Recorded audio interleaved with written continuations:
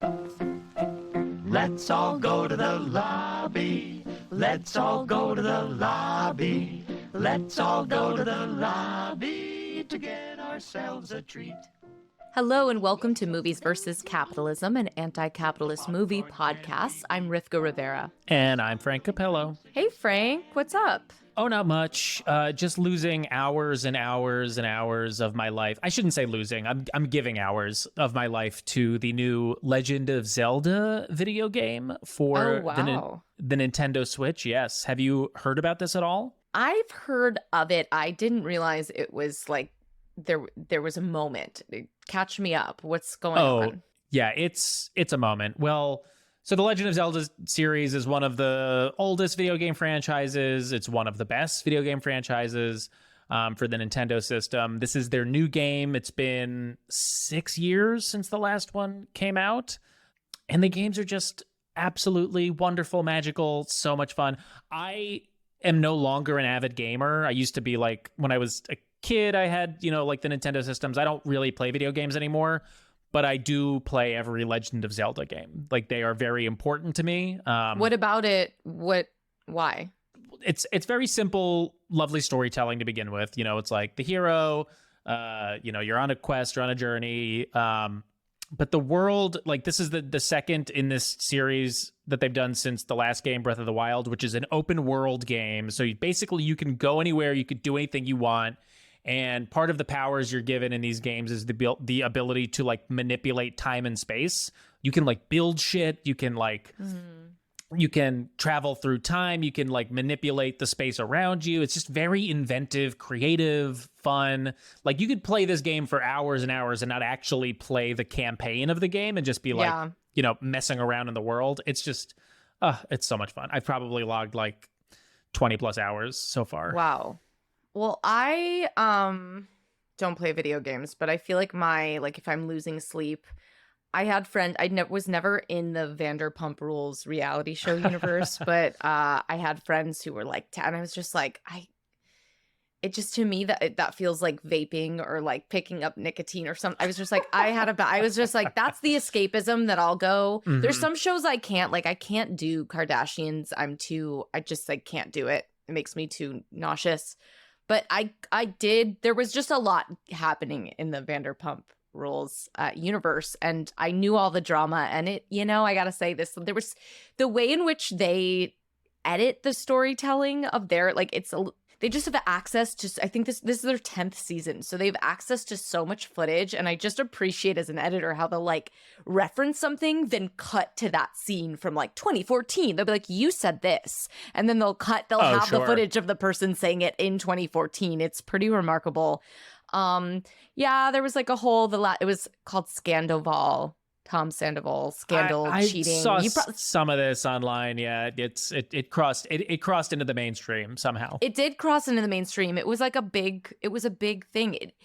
It is just, I guess what I recognize is like in the matrix of like that kind of television that you can just like pick up and not put down. You just like, it does pop into your brain when you're like, wait, I don't want to think about that. That was for then, and like, I don't know, just in my dreams or like during the day where I'm like, why am I thinking about this person? It's so weird. So that's my Legends of Zelda for you. That's the narrative you have lost yourself in right now. Exactly. And it's a time to lose ourselves, because not to lose ourselves, but it's tempting. It's tempting. And there might be more reality TV in our futures, because this is my segue. The writer's strike still ongoing. The writers have been striking for, I think, going on 4 weeks now. And it looks like some of the other some of the other entertainment guilds might also be striking. So what's happening with SAG? Because my dues have lapsed. I have not paid my dues in a couple of years. Lucky so I you. have not kept up. I am still a dues paying SAG member, and so it was one of the more exciting things to do, other than, you go onto your SAG website if you're looking we have a residuals portal. So you'll sometimes go on and be like, do I have any money coming? And of course, that's part of the reason to strike, is because there's less and less residual payment, even though your work might still be making money. So they just put out a SAG authorization to strike. So I voted yes, like, yes, you're authorized to strike on behalf of my membership as like a, and so that's the step before actually striking it. So before WGA went on strike, all the writers in that guild had to vote yes or no to authorize that strike. So it's an exciting point of solidarity. I think it's really important. I think it would be, the best thing that could happen right now would be for the directors to go on strike, all the unions to go on strike at once. So it's really exciting. And I don't think SAG has never gone on strike. So I'm looking it up or right have now. they? It looks like the commercial actors went on strike in 2000. So that might have been pre the SAG and AFTRA merger. So maybe that was right. That was probably after. Just AFTRA.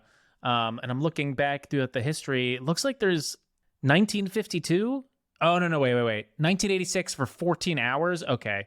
So it looks like 1952 was maybe the last, and forgive me if this isn't completely accurate, but that was maybe the last like meaningful actor strike other than the 2000 commercial actors strike. Yeah, definitely not the way that WGA does. WGA has set the precedent for really doing the thing. And so it's exciting. This is the time of solidarity for sure. Someone explained it to me at one point, and this is maybe a bit reductive, but they said, this is how the guilds work in Hollywood. The Directors Guild, they don't need to go on strike because they are the directors. They get everything they want in negotiations.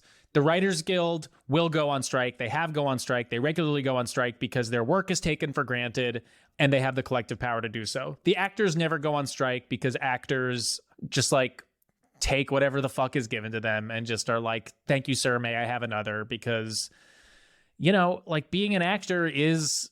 It seems like a glamorous thing, but it in a lot of ways, actors are treated as sort of the most expendable commodity in the entertainment industry. Absolutely. And it's really unfortunate because there's this idea that, and I think it's the same for writers too, but there's this idea around the arts that like part of your payment is the joy of doing the thing.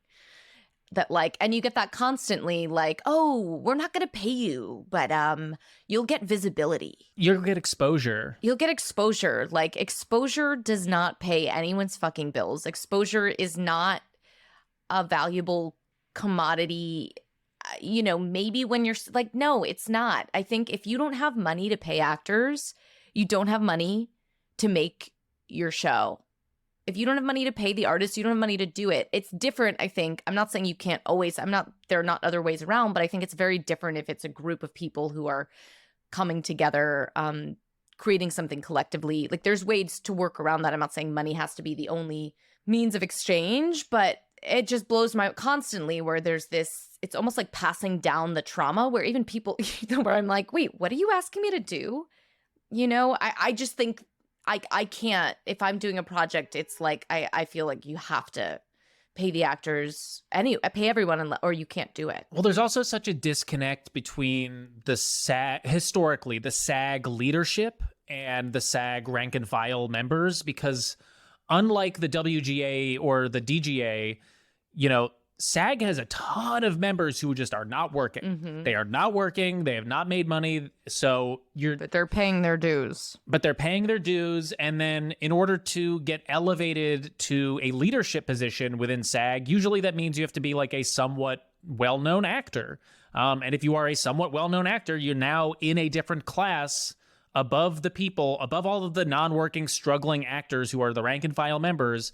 So a lot of the leadership isn't actually governing in a way that has its members' best interests at heart. I know the last time SAG voted on contracts, they really fucking shivved everybody. They people lost their health insurance because the minimums got raised. They didn't, they basically caved on a lot of things that really hurt the rank and file. So correct. So it would be very exciting and well overdue for maybe a little bit more of a radical militant SAG leadership to actually, lead people. And for everyone's reference, like our SAG president currently is the nanny. is Fran Drescher. And look, I've talked about The Nanny on the show before. I grew up with The Nanny. Oh, are you kidding? Absolutely love The Nanny. But yeah, and I think she was like the conservative candidate the last time there was an election for leadership. I mean, Ronald Reagan was the president of SAG. Like that is the history of SAG. We love unions. We love a guild. We always solidarity. But that's not to say that they don't have their own problems and issues, and that leadership is very important, and that you need constant participation by the membership. Otherwise, like any institution, a guild or a union can become entrenched in a different kind of class position. So Absolutely. We'll be very excited to see what happens. And the last thing that happened, this was a big week. So it was a big week because we're coming down to the wire on like the end of Succession, one of my favorite shows. I know one of your favorite shows. It blows my mind when I find people who have not been watching it, and I'm jealous because they'll get to just sit down and binge it. But we just watched the election episode. Yes, and spoilers. We're gonna do spoilers. So if you haven't watched, you don't want to just fast forward. Probably about like 5-6 minutes. Yeah, the election episode. What a fucking wild ride. What were your big takeaways? Yeah, it was just like a little they do the reality of the thing so well. Like I felt it was very actually my favorite episode so far this season was that I guess I think there was a consensus that Logan Roy's death was phenomenal. Mm-hmm. Just because they get that thing that is so often missed, like they're just the way things happen in real time. And yeah, they really captured what it feels like when a person dies. Yeah. And similarly, I think they captured what it feels like when we all had something die drastically in 2016. Like there was like a similar ability to get that sort of like, where even as the audience, you're like, are they doing this? You're like, oh, wait. Logan Roy's not dying in this episode, is he? Because that wouldn't happen like this. It would happen in like a big grand finale kind of way. And it's just like happening. I felt like a reminder of the shock of that day of 2016. It was just, yeah. So a little stunning and triggering, dare I say. I think you very well could.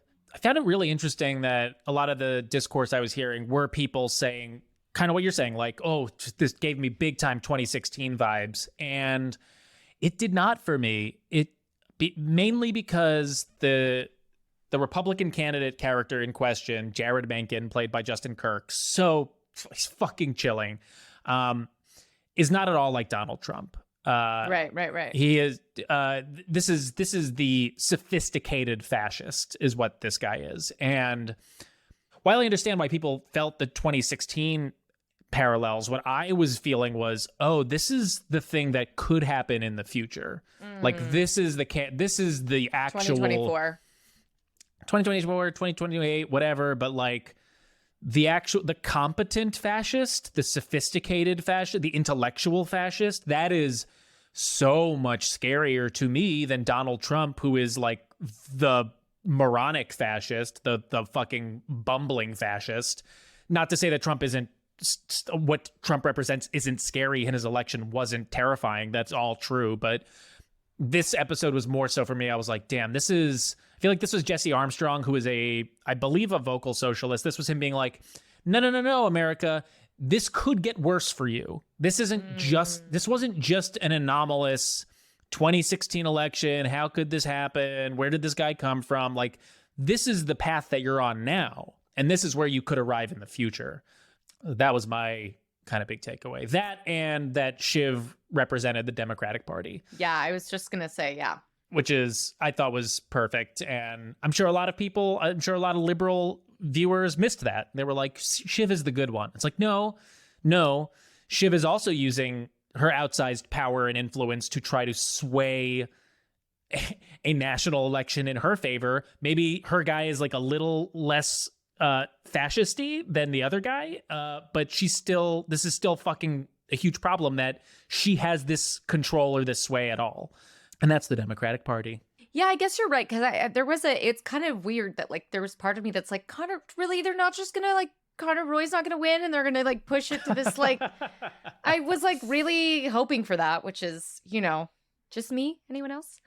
But that maybe would have been like, that would have been the like very on the nose Trump Yeah. version, you know? And I think you're right that there was like they must have known that we were obviously somewhat attached to that outcome, even though obviously for the real world it's not great. But like, I was like, I want Connor Roy to win. That was really smart. That was much more chilling that Connor didn't, and it was much more devastating and creepy. I'm really like, where are we gonna go? Like, what more can go down? Like, I'm very excited to be like, what the fuck is gonna happen in these next 2 episodes? Yeah, couldn't tell you. Have no idea. That's one of my favorite. This show is so surprising. It's like, yeah, it's the best. Gonna miss it so much. Yeah. All right. Well, we should get to our convo about Parasite. A very good one. I really loved re-listening to this as I was editing it. But first, we want to let our listeners know that this podcast is brought to you by the two of us. We perform all of the necessary labor to make this show happen. And as we're trying to practice our anti-capitalist values, we will not be selling ads on this show. We rely completely on community support to keep the show going. So if you're able to support us, please consider subscribing to our Patreon. For just $5 a month, you get access to our entire back catalog of premium episodes, and you'll be directly supporting this show. You can also leave us a one-time contribution in our tip jar, and you can find all of those links in the episode description in your podcast player or by going to mvcpod.com. You can also help us out for free by leaving a rating and review for this show on your podcast player. It only takes a few seconds, and it is very helpful in boosting the algorithm and getting this show in front of more people, so we really appreciate it. All right, we're going to take a quick break, but we'll be right back with our conversation about Parasite with Jessica Burbank. All right, we are now joined by Jessica Burbank. Jessica does political commentary for the TYT Network, More Perfect Union, and Rising. Is it Rising or The Rising? Rising on the Hill. Rising on the Hill. Gotcha. Jessica Burbank, welcome to Movies versus Capitalism. It is great to be here. Thank you so much for having me on. Absolutely. So a little bit of background for the audience. Jess, you and I met on the website TikTok.com. You are, in my opinion, you're one of the best leftist creators, commentators on there. You have such a wide breadth of knowledge. You have like a degree in economics. That's correct? Data-driven public policy, which is, it basically ends up being economics. Yeah. Yes. Well, you infuse all of that with like a really great sense of humor, making really amazing, digestible content. So I've always been a big admirer of yours. So like really quickly, what got you into this space? What's a little bit of your background? How have you found yourself here now recording this podcast with us? Wow. Thank you so much. That's very kind. I was one of those people that was a field organizer, like getting people in the streets and knocking doors. At first it was like, hey, we're giving so much money to these, contractors like Lockheed Martin and stuff for these foreign conflicts that like, do we really have any business being in? It was trying to get, lower defense budgets and more public spending going to foreign aid if we cared a lot about, global threats. People didn't really care about that when I would call them or try and talk to them or be like, oh, we have to call Congress about this. And I was like, wow, like we really have no power as organizers. And I was working as a bartender. And I was like, well, maybe I'll go to graduate school and that'll solve this problem for me, which I really wouldn't recommend. It's by no means a solution, but I learned a lot. And as someone who grew up working class, first person in my family to go to college, once I got all of that information, I was like, I have to tell everybody the way this thing's running. I was like, I'm going to tell everyone. And then immediately afterwards, I took a job just as a field organizer, knocking doors for like $27,000 a year on the Bernie campaign. And my friends taking jobs in DC and at McKinsey were like, you're insane. But it was totally worth it. And then the pandemic hit, couldn't do anything in person anymore. So I was like, oh, let's just try this TikTok thing. And I like to have fun. I like to have a good time. So I did it as a skit talking about government spending and money.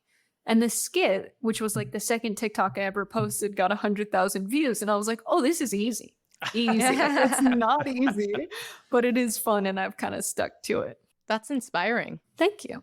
So, Jess, you chose for us to watch one of my favorites, which I haven't watched since seeing it originally, so I was so happy to get a chance to revisit this. Parasite, directed by Bong Joon-ho, written by Bong Joon-ho and Han Jin-won, starring Song Kang-ho, Mr. Kim, Jong Hae-jin, Mrs. Kim, Choi Woo-sik, Ki-woo, Park So-dam, Ki-jung, Lee Sun-kyun, Mr. Park, and Cho Yo-jung, Mrs. Park. The budget of this film was $11.4 million. It grossed almost $263 million worldwide. And this was the first South Korean film to win the Palme d'Or at Cannes Film Festival. Nominated for 6 Academy Awards and won 4 for International Feature, Original Screenplay, Director, and Best Picture. And this was the first non-English language film to win Best Picture. So record-setting. And this film is a South Korean black comedy / thriller that follows a poor working class family, the Kims, who scheme to become employed by an upper class, extremely wealthy family, the Parks. The Kims slowly infiltrate the household by posing as an English tutor, an art teacher, a driver, and a housekeeper. Everything is going great until they discover the former housekeeper's husband living in the basement. Their cover's blown, and the drama unfolds into violent and deadly chaos during a birthday party for the Park's young son. God, we'll get it. It's a perfect movie. A little historical context for when this film came out. So this is 2019. Donald Trump is the president of the United States. In February, he holds a summit with North Korean leader Kim Jong-un in Vietnam. In March, the 2019 college admissions bribery scandal becomes public, which implicates over 50 people, including actresses Felicity Huffman and Lori Loughlin. Also in March, Robert Mueller turns in his report on his nearly 2-year investigation on the Trump campaign, whether or not they conspired with Russia to interfere in the 2016 election.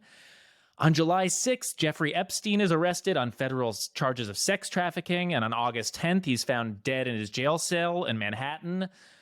In September, Nancy Pelosi announces the start of formal impeachment inquiry into Donald Trump after his, quote, perfect phone call with Ukrainian President Vladimir Zelensky. And in December, we get word of the first infections of COVID-19 in Wuhan, China. In case that year wasn't crazy enough. Jesus wow. fucking Christ. What a year. It's weird reading it like history now. Right? And there was so many more. Just in reading these events, I was like, I cut like 60% of these. And just a little additional context, because this is a South Korean film, a little bit of information about South Korea at this time. Wealth inequality and the poverty gap index have been increasing in South Korea for a decade, though not as bad as the United States. And to simplify it, if South Korea was a country of 100 people, had a wealth pie with 100 slices, the richest person would get 25 slices of that pie all to themselves, while the poorest 50 people would have to split 2 slices of pie amongst them. So this is the level of wealth inequality that is happening in South Korea when this movie is written and produced and made, which contributes a lot to why this story was told. So Jess, the first thing we like to do to start this conversation is ask our guest, why did you choose this movie for us to watch? It's a very personal question, Frank. It really is. This movie is so special to me. I don't watch a lot of movies, and I was in such a weird time in my life. I'm not going to tell you everything, but I'll paint a little bit of the picture. So I had been dating this guy that I met at Brown, where I went to graduate school, who said, oh, I also came from a low-income family like you. And it was also very hard for me to get into school. My mother was a refugee. My father's Jewish. We had a hard time growing up. They're both teachers. And then it comes out that they're actually professors at some pretty big universities and that they live in a very wealthy suburb. And I'm like, something's, not quite adding up. So the pandemic hits. And we want to stay together, but we had been working on campaigns and had no place to live. So now I'm staying in his very wealthy family's basement with him. And one night, we're sitting around the dinner table. His father says some really disparaging things about working class people. And afterwards, I'm like, does he know that how I grew up? That's my family? I'm like, also, like you said, you were low income. Like, what's going on? You live in this big house in this wealthy suburb. Like, can you just tell me what's happening? And, you know, it comes out that the grandfather has millions of dollars, bought the house. He actually comes from money, went to some of the best schools, and it was a lie. And so I'm like processing this. Like, why would someone I love lie to me about, you know, the most important things in their life? And so one night we all decide to watch Parasite together. Oh my And God. I'm just watching it, like gripping the couch. Like, and at the end of the movie, the mom, who's a sociologist, goes, "Well, that's exactly what it's like in South Korea." Wow. And I was like, that's what it's like here. And then within a few minutes says, "Well, we have to tidy up because the cleaners are coming in the morning," Oh, without missing a beat. wow. And it was, so this movie just like means so much to me. It helped me get through such a weird time. And I recently watched it again. So I was like, we've got to do Parasite. Wow, That's Crazy, right? that's crazy. And I'm sorry you had to sit through that, but also like that in itself is like its own, that could be like its own meta parasite. Like, whoa. It's a good story now. yeah, very upsetting. But also not not surprising. Not surprising. That, you know, there's a level, you need to embrace a level of obliviousness once you reach that higher strata, that higher socioeconomic strata, because if you don't, then you're just faced with like the constant contradictions of your lifestyle and like day in, day out. So you almost have to force some level of like, whether it's manufactured or not, but like some level of ignorance just to be like, that was an interesting movie. Boop, boop, boop, boop, boop, going on with my life. Like that no, does not inform my life or perspective whatsoever. Yeah, and just how much of what it sounds like you were experiencing with those parents was mimicking so much of the behavior of the Parks in this film, and how they maintain that level of, you know, these moments of like, oh, we're paying you a lot more. Like, we're good rich people. We're doing the good rich people things. And like that utter, okay, but I'm going to just like now call the person to clean our house and also lie about being in a different class than I actually am. Let's get into this movie. So on your rewatch, because there's so much here and I'm so excited about, like, especially about the storytelling in this film. Some films I feel like we talk a lot about the context and the outside, and this it's just like all in there. What was your first sort of like, I guess, Jess, you shared that it's very personal and you have this revisit. When you rewatched it, were you surprised by anything on a rewatch? Did anything particularly stand out? I think for me, I was thinking a lot about what the word parasite means in this context, because I think so many people would watch this movie like I did the first time around and think, well, of course, the word parasite is meant to describe the people living in the basement who are, you know, getting paid by these people. They're kind of, you know, entrenched themselves in these people's lives quite physically, but also like, we're going to lie and say, well, of course I have a background doing this particular skill or whatever, or get the whole family jobs in there. It feels like a parasite kind of settling in. But then when you look at these mansions compared to how the majority of people are living, it's pretty obvious that the rich folks are the parasite. And that was just like more visceral for me through the second watch. And then I also tried to have empathy for the Parks. Like, maybe they're just making the best decisions they can with the information they have. But as someone who grew up, you know, in a neighborhood of people who are, you know, construction workers, painters, bookkeepers, no one has college degrees, a lot of immigrants, it's like, I have no idea what that mindset could possibly be like. Like, how could you ignore how we live? And I've realized more and more that some people are just like growing up with an idea that some people are worth less. And it's so ingrained in their mentality and they're so okay with it. And that's really wild to me. What about you all? I know you love this movie too. Both of those things that you mentioned really spoke to me. I love thinking, I mean, obviously the title is Parasite. And in this rewatch, I remember, you know, obviously seeing it the first time being like, this is so scathing and giving us such a clear depiction of like class systems and capitalism.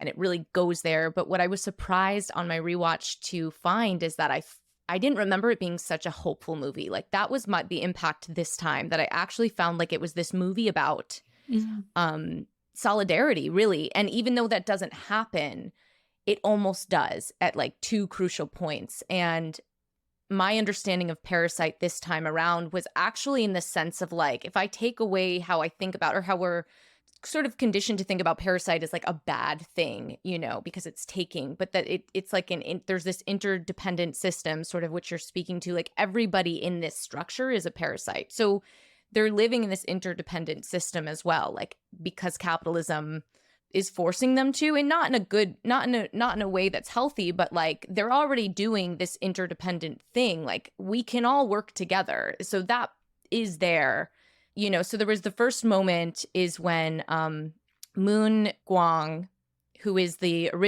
old housekeeper that they put Peaches on, and they get her ill and she gets out. And it ends up being revealed that her husband has been staying in this basement of the house where she had sort of been working for a very, very long time.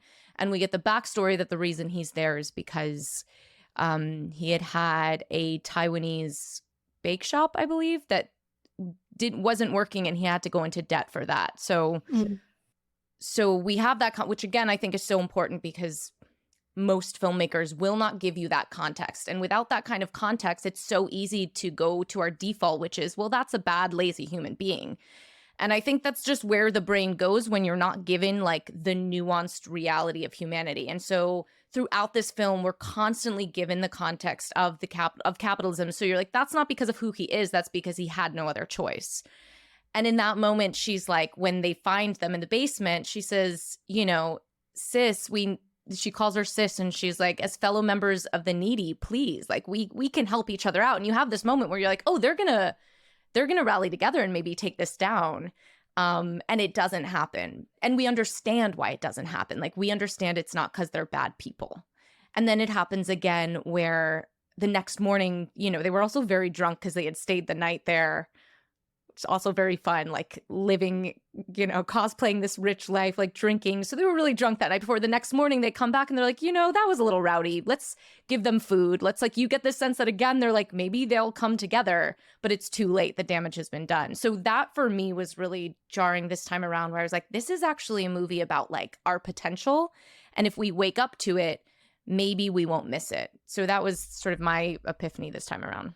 What about you, Frank? Well, first of all, Jess, when you had suggested this movie, I was like, oh, Parasite. I remember seeing it in 2019, being extremely impressed by it. It was right around the time where my political development was moving farther and farther left. So I started understanding these themes about class and wealth and the inequality that lies therein. But when you suggested it, I was like, oh man, Parasite, it's such a heavy movie.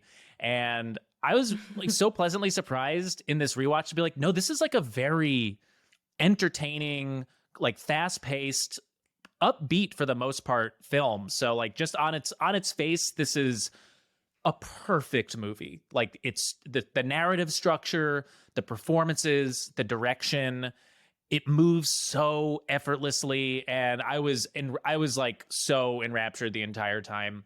I completely agree with everything both of you said about the way that it depicts the parks and their disparaging opinions and views of poor working class people, and how gross that is. And man, I remember one time I was arguing with someone in my family about we were arguing about fast food workers, and I flat out was just like, do you believe that someone who works what we consider a full-time job at a fast food restaurant deserves the income to support a family? And my family member was like, no, they shouldn't.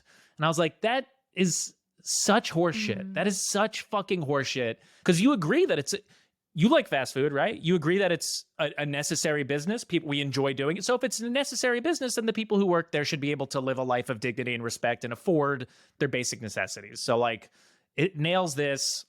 And then Rivka, to speak to what you were saying, it humanizes all of the like the working class, the Kims and the housekeeper and her husband. It does such a great job at humanizing every aspect of them. One of the touches that I loved is, you know, when we meet the Kims in their basement, you know, it's like it sets up the desperation of their conditions perfectly. Like they're climbing on top of each other to try to find the Wi-Fi. They're all folding pizza boxes for money. They allow the fumigator to basically poison them so that they can get free extermination. But a really small detail, they show Mrs. Kim's medal from when she used to do hammer throw. Oh, wow. Which I missed thought, that. yeah, which I thought was such an important detail because it's telling you people who live in poverty, they're not worthless people, and they had a whole life, and they had moments of potential great heights. And just because a person might have found themselves in poverty at this point in their life doesn't mean that they are inherently a worthless person. Which just seems so obvious when you say it, Frank, but I just think it's startling how much storytelling misses that point. Just like misses that, like where you're just like, oh, you didn't think to give and they're like, well, we couldn't give the context, so we didn't, so yes, I agree with you, but it's amazing how many stories just don't do it or oversimplify the way that poverty is depicted in film and television. This movie is like a parable about class antagonisms, and I thought it kind of did such a good job at representing that. Obviously, like the Parks are the wealthy family, the Kims are the working class family, but then they have this moment of almost solidarity, but then they end up tribalizing themselves against the housekeeper and her husband, which is a very common thing that will happen within working class communities. They keep us divided, and it's more common for the working class to fight amongst themselves than to really find that solidarity and to fight against the ruling class. So, Jess, how did you feel about like the class antagonism aspect of this film? Yeah, I'm reflecting back on the original person who was living in the basement, whose name I don't remember. It's hard to remember names when it's subtitles, but who was in debt and worships Mr. Park, right? He kind of prays to Mr. Park and hits his head against the wall, and it's a whole thing. It's almost like, all right, the Kim family is pit against the original housekeeper who's allergic to peaches and her, spouse.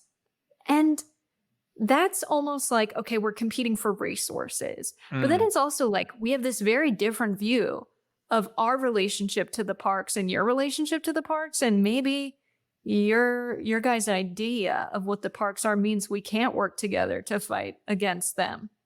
And so I thought that was really interesting. And I can draw a lot of parallels between that kind of thinking and like the progressive movement in the United States, how there are so many people who see the working class, even if they grew up working class, or they really believe in wealth redistribution and they believe in equal opportunity, they still have disdain towards working class people, or maybe people who are like, no, if we work really hard, we'll do well, like capitalism's fine. And it's just this disdain of the ignorance. And so it's people who really are like, well, I've got it figured out, and so of course I can't work with these other people. It's like, no, those are precisely the people that I think of Plato's allegory of the cave, that we've got to bring out of this cave, and I guess it kind of is a cave because he's underground, but really drag him out and be like, hey, like, this is how it is. We're being oppressed. We've got to set things right. But because we see ourselves as not only in competition from people we have an aligned cause with, but we just see them as, oh, they're too far gone. We'll never convince them. And I don't really want to hang out with people like that. It's really causing so much division in what could be a unified movement. And so I thought the microcosm in the movie did a really good job depicting that. Yes, absolutely. And how heartbreaking it is that even until his death, as he looks up at Mr. Park, who's about to stab him, and he says respect. And Mr. Park doesn't, he's like, do I know you? I mean, brilliant. And chilling. It's giving Elon Musk. It's giving Elon Musk. It's giving Bezos. It's giving all of it. Even in that context, what I loved about that, like, given all of that, had there not been enough detail and backstory and understanding of like the context that these characters are living in, it would have been so easy to judge that character as like, he's crazy. You know, and I think what was so brilliant is like, it was really hard to judge any of these characters in that way for me, because you understood like, oh, if I was in that position, I don't know that I could fully, like, I see the moments where I could do something differently, but you also can empathize and relate to, like, that is so extremely hard. They need to do this together. That was sort of like my feeling. Well, they show another way that the Kims are all humanized in that they are pretty regularly displaying empathy towards everyone else, including the Parks. I think it's like somewhere around when they all are first hired by the Parks. I forget who says it. Someone says, like, Mrs. Parks, she's very nice. She's very nice for a rich person. And then someone else is like, well, she's nice because she is rich. And the line that they say is... they say that when they're drinking.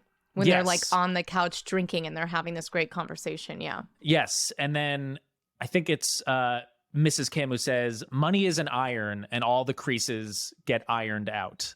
So they even have, like, a little bit of empathy for the Parks, who up until this point, I guess, have just been their employers and for the most part have been nice, but it's not until the smell comes in, which is such, again, this movie is fucking perfect. And like all of the metaphors are like a little on the nose, but it's like executed in such a perfect way where you don't even mind it. So it's not even a metaphor. No, it's just gonna be like, it's like, that's not even, it's just so real. Like the smell is not a metaphor. It's like, that's real. Pun intended with on the nose there, Frank. I hadn't been, but now that you mention it, the puns they come out naturally. But yeah, it's when the Park family starts to realize that all of the Kims share the same smell, and this becomes a recurring theme of the smell. And then I think at one point Mr. Park says it's the kind of smell you would smell on the subway, and I think Mrs. Park is like, oh, I haven't been on the subway in ages. But I just thought it was such a brutal observation and characterization of these people. And it also ends up like playing out throughout the entire film and ends up being the catalyst for Mr. Kim stabbing Mr. Park at the end. Yeah, I guess we just jumped to the ending part, because the ending, the whole way that the birthday party unfolds, there's so much that happens there. I'm curious, what do you think it was that really drives Mr. Kim to kill Mr. Park in the end? It's such a good question. I mean, when they're talking behind that bush, it's almost like you can watch Mr. Kim's face reach the breaking point where he's like, you know what? Like, fuck this guy.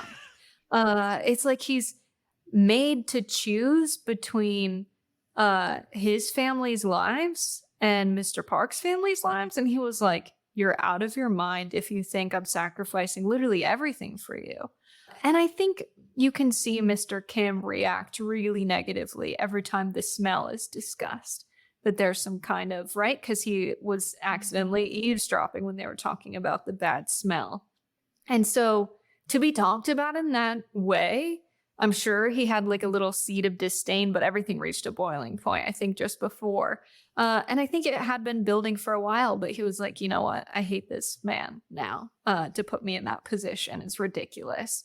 And I can kind of like relate to that sentiment of, oh, these people, you know, they smell and they're this and they're that. Because like growing up and then working in the service industry, it's so clear where the lines are drawn between the people that are intended to serve those who have resources and who have money and who can afford to go to nice restaurants and all of that stuff. And just feeling like you're the help. Like, is this all I'm on earth for? Is just to be of service to these rich people?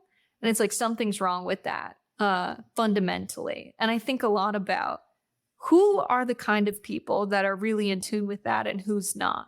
And I think the people that are entirely ignorant of how our society is set up with this inequity baked in, the people that are just like, yeah, this is how it is, I'm okay with it.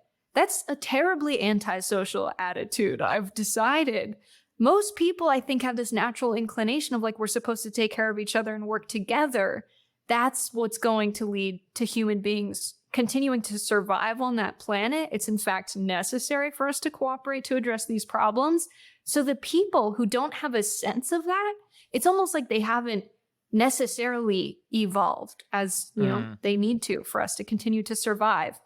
And when you tie that in with, you know, some study of anthropology, it is the case that every evolution of the Homo sapiens killed the previous evolution. And I'm not preaching any kind of eugenics. I'm just saying there could have been something primal there that like this person has terribly antisocial views. They don't even have empathy for me. My family's getting hurt.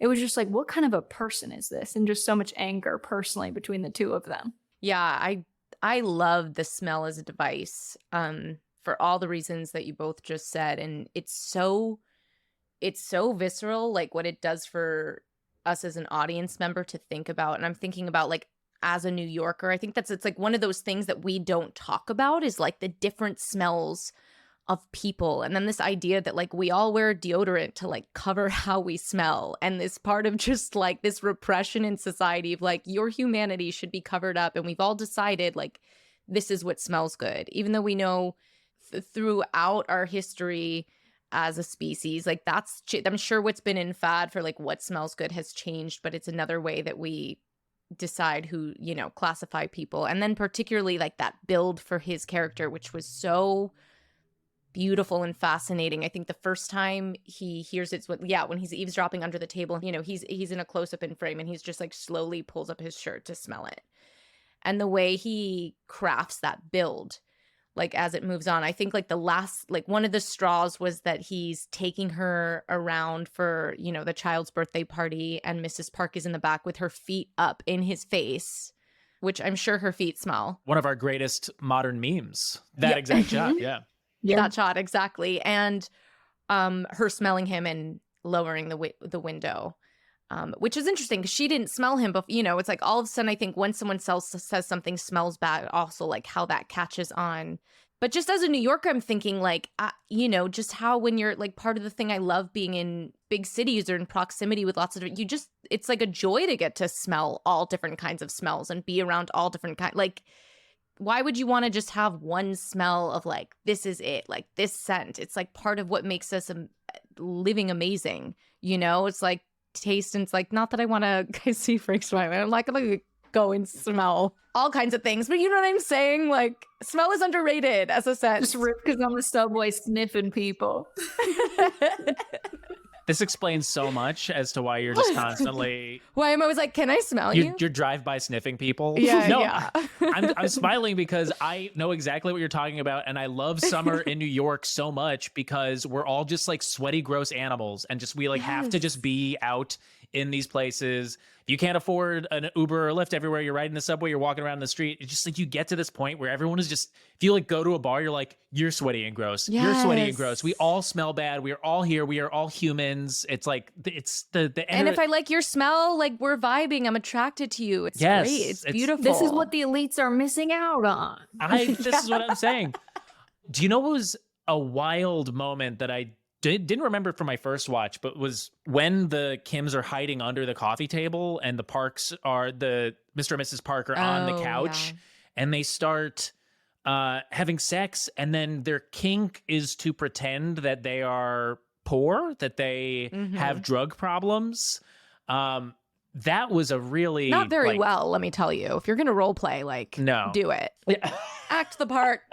Donate your wealth. No, that was a great moment. I wanted to ask about this moment because it was sort of, this is also in the progression of, I think you pronounce it Ki-taek, the Mr.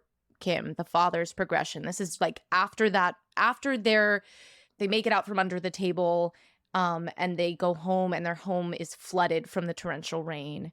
And they end up in like a relief center. It's a gymnasium. And he's lying next to his son who is holding on to the rock, like the rock from the prophetic rock from the beginning. And he says this whole thing with his hand, just like with his arm covering his eyes. So just so simply, but his arm is covering his eyes. And he says, you know what kind of plan never fails? No plan at all. No plan. You know why? If you make a plan, life never works out that way. With no plan, nothing can go wrong. And if something spins out of control, it doesn't matter. Whether you kill someone or betray your country, none of it fucking matters. And I'm just curious what I still don't know fully how I felt about what that moment or that message was, but it was so pivotal and so moving. So I'm curious what you thought of that moment. Yeah. The rock thing as well, right? Yeah. It's this idea of we have these tokens and icons and things that we just want to believe in something because materially things aren't working out. Like we need some kind of hope.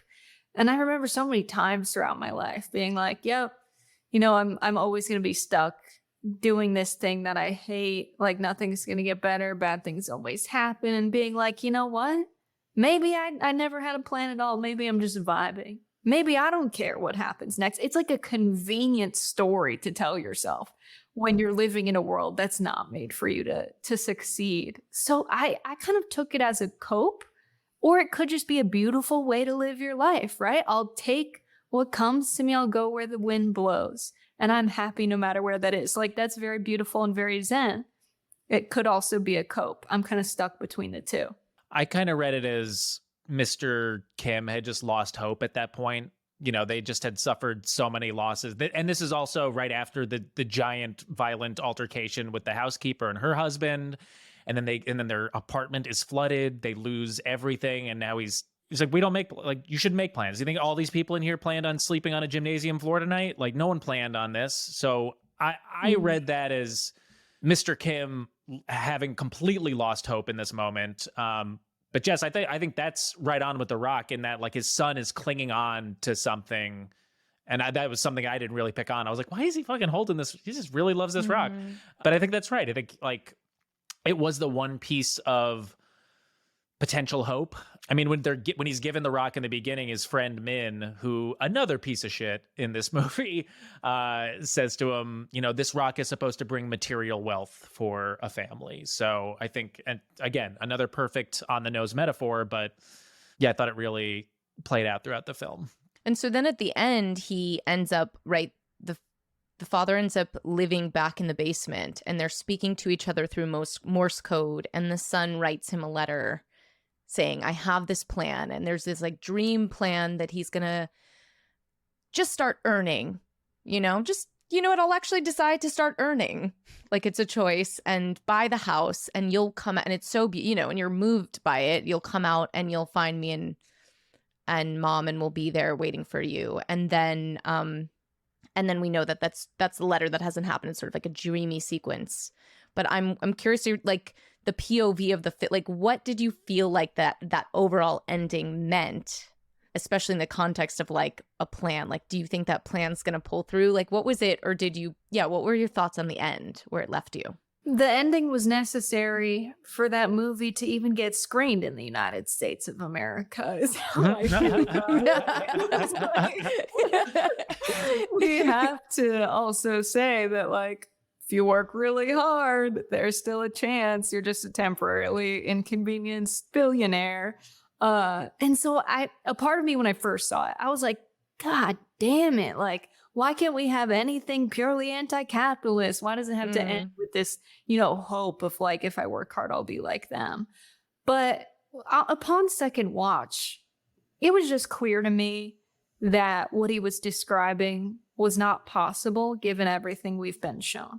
And so it becomes this like, oh, that's the sad story everybody tells themselves to keep going.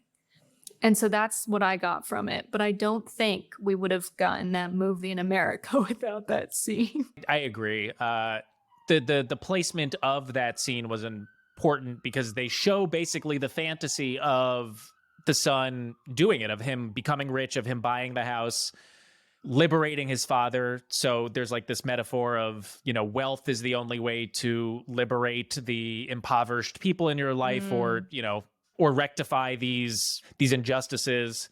But then it cuts back to him and he's still in the semi-basement, and he's just writing the letter. This fantasy isn't real. So I agree, Jess. I thought, like, you need a little bit of that hope for that US audience, but also to me, it was like, this is just a fantasy, and this most likely will not come to fruition. I was so happy I was so happy that because I had forgotten how it ended, and that happened, and I was jarred, like, no, like, that's not how it ends. So when it wasn't that, I was like, oh, thank God. I didn't think so, but like, that was a fantasy. That wasn't real, right? And of course, yeah, and I guess I'm still like, what does it mean, like, not making plans? But it's such a beautiful paradox of like, where does that leave us? That I think just like ultimately we have a power as humans, but that power is going to be found in each other and not in like our individual plans and pursuits, perhaps. Before we get to awards, yeah, I just want to ask, because I want to ask your thoughts on, like, this came out at such an interesting, I mean, as we saw from our history on it, an interesting moment in time. We're just about to get into the pandemic, but also, like, I feel like it was the beginning of a lot of films sort of approaching more stories about class, or we're seeing more stories about class, and particularly like narratives later coming. There was that moment in time where everyone's like, we're doing all these scammer stories, but just we're approaching more stories about class. And it is interesting that this was like so lauded. Everybody, it was unanimously like loved, and it was so like, yes, does everyone see it? Like, you know, and speaking to your experience too, Jess, of like, yes, it's right here. Are we gonna do something about it? Or, you know, just your thoughts on like that moment in time and when this came out, and like people's reactions to this film, and did it meet any of your hopes or expectations? I think this movie coming out as a movie not based in the United States made it a little bit more palatable. But then I started watching more during the pandemic because we're, you know, inside all day. And I watched Altered Carbon, which had a lot of anti-capitalist, you know, anti-elite, critical, you know, commentary about severe inequality. And I was like, how do they get away with this being the highest funded Netflix series at the time? And it was right after I'd watched Parasite, and I was like, they're really just selling the revolution back to us. If they can make it some abstract idea not based in the US, some fantasy world, we're less likely to believe that's happening here because it's something that happens in these other fantasy worlds. And it's like, in that sense, are they programming us to think in that way? I don't know. But it is definitely the revolution being sold back to us. And it's almost like the elites that fund these things, because people who have tons of money can afford to make movies and approve scripts and stuff. It's unfortunate how much power capital has over media in that way. But it's like, I don't know. They're just, okay, you'll watch it. You'll get really excited about it, but I don't believe you'll do anything. It's almost like very in your face, like, I dare you. So yeah, that's how I feel about it. Very conflicted. Same. We've talked about this a lot on the show. It's the Mark Fisher capitalist realism quote about, you know, these certain forms of media, art, film, television perform our anti-capitalism for us, and thus give the audience a false sense of accomplishment or like participation. And I am equally conflicted about it. I'm glad that these stories exist, because I'd rather they exist than not exist. But I do think it does run the risk of, like you said, the revolution just being sold back to us, and someone watching it and being like, wow, I understand that things are bad. Now I will go to the mall and continue my life. All right. Well, this is the point in the episode where we like to hand out awards for this movie. We got 3 awards. The first one is called A Point with a View. This goes to the character with the best politics in the movie. Well, I know what I was thinking of, and now I'm like, oof, I'll just go with my gut. I'll just say it, because I was going to say Moon Guang, which I know she was the original housekeeper. Because I did find that moment super earnest. Like, I just bought that she was like, we're both in this needy class. Like, yes, her husband was like, respect and I worshiping, but like there was that moment where I was like, I really bought that she was like, we could work together. I bought it and had some kind of consciousness of that. And for that reason, and then she just gets taken out pretty quick and she gets brutal, you know, doesn't look fun to have a peach allergy. So I'm giving it to Moon Guang. I agree with you. Just for that moment where she's the one who tries to forge a little bit of solidarity before, I mean, she ends up ultimately turning on the Kims and trying to blackmail them, but... Right. I have to say Jessica. Not because we share a name. Oh. So, yeah, the Kim family daughter. Because she was the orchestrator of infiltrating the family. And so I find that to be very useful, right? That's good politics. Yeah. Very utilitarian. Yeah. Yes. Yeah. Oh, okay. That's a good one. All right. Our next award is Despicable You. This goes to the character with the worst politics in the movie. I think I got to go with just Mr. Park on this. I feel like it feels like an easy one. I mean, he's not like the worst capitalist in the world. Like he's not, abusive or destructive, but he's just got such a shitty attitude towards to the people that work for him. Yeah, and he's pretty bad. I mean, I thought what was interesting in the Park family was like they did also make a point to show the hierarchies in that family and how terrified she was of her husband. I mean, I think at one point she's like, the secrets they keep, and she was like, don't tell him because he'll like something equivalent of like chop me up. Like she was like, if he finds out, he'll like chop me up and strangle me, like something vicious. And then like there's that weird moment where he just like is like, love her, ha ha ha ha, like. It's like weird with them, like this subtext. So I appreciated that like it was clear that he was like not as nice as I think he appeared perhaps, and also like maybe slightly sadistic. So I give it to him as well. Yep, it's gotta be Mr. Park. He's the worst, man. It's easy. They make him so easy to dislike. Yeah. And our final award is A Star is Scorned. This goes to the supporting character that this movie should actually be about.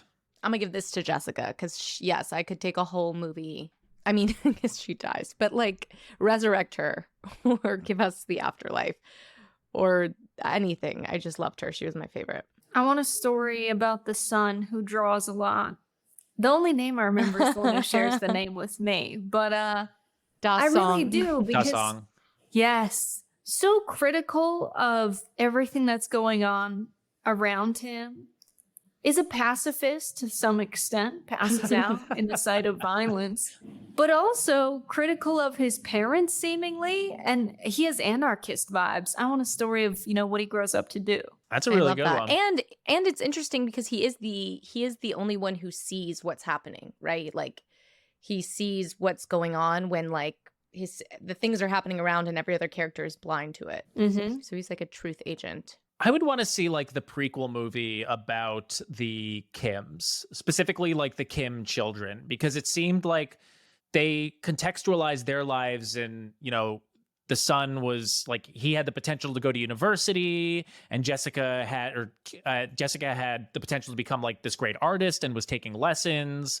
So I was like so curious about that of like how did we arrive at this point? Like how did we get to the beginning of the movie? So all right, well, that is it for the awards. For our listeners, if you have any ideas for new awards, you can email us at moviesvscapitalism@gmail.com. So before we wrap up, Jess, we like to discuss with our guests how, as people, we strive to practice our values, our anti-cap values in our own lives, even with all its complexities and contradictions. So is there any one thing or a few things that you do that you'd like to share? It's such a good question. I make a lot of skits about anti-capitalism. No, my whole thing is I talk about politics with my family, and it's not even like we grew up in a political household. We definitely didn't. Hardly talked about the news or politics. But and a lot of people tell you not to. But your family are the people who trust you the most. And everyone's like, God, I hate talking about politics with my family. But if you feel a certain way about what's going on in the world, I promise you, if you make a case for, with me and my mom, who she was a bootstraps person, like pull yourself up by your bootstraps. If you work hard, you'll do well. And we shouldn't have any handouts type of situation. And I was like, listen, like, you worked hard your whole life, right? She's like, yeah, of course, really hard. I hardly knew my parents until they got much older and I was able to spend time with them because they were always working. So I'm like, of course, the answer is going to be yes. And it's like, but you're not doing well. Like, it's still hard to keep a roof over the head, still hard to pay the bills. We don't know how retirement's even going to happen for you and dad. It's like, why do you think that is? And just being really open-minded and just asking some questions and tying it to their lives and their interests, which you will know better than anybody else. It's your family. So as much as we say, don't talk about politics with your family, talk about politics with your fucking family. Like, these are the people you're going to win over.